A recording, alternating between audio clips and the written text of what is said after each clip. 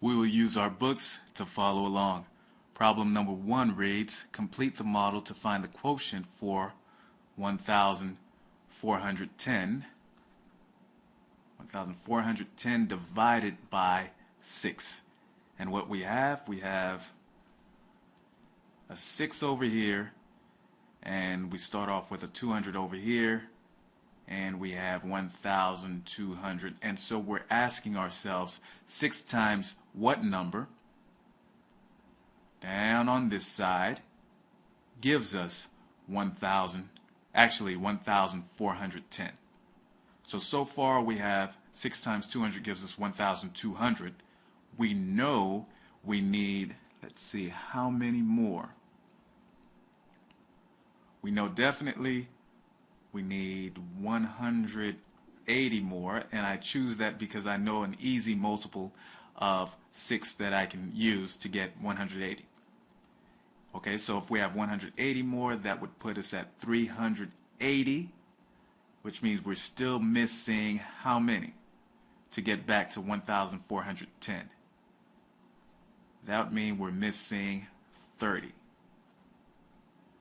Okay, so we'll ask ourselves, 6 times what gives us 180? I know 6 times 3 gives us 18. I just need a 0 at the end, so if I put a 0 at the end over here, that gives me my 180. Then we ask ourselves, 6 times what gives us 30? That's easy. That's 5. So really, these are our partial quotients, and if we add them together, we get 0 ones plus 0 ones plus 5 ones gives us 5 ones. 0 tens plus 3 tens gives us a total of 3 tens, and 2 hundreds. So we have 235. So our quotient is 235. So that's problem number 1. Let's move on.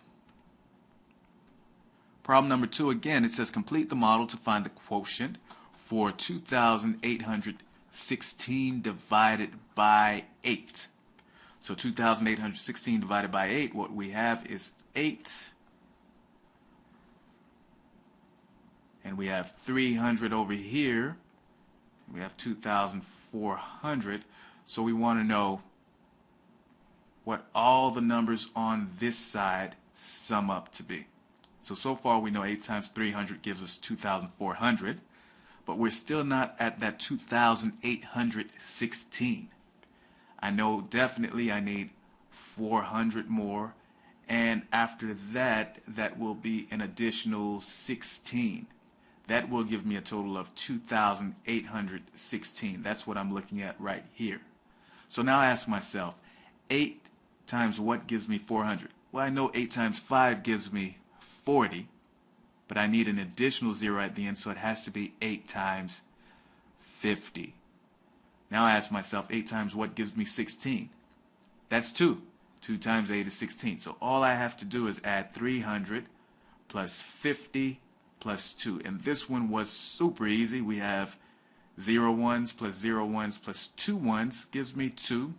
0 tens plus 5 tens gives me 5. And 3 hundredths, that gives me 352. So that's my answer. My quotient is 352.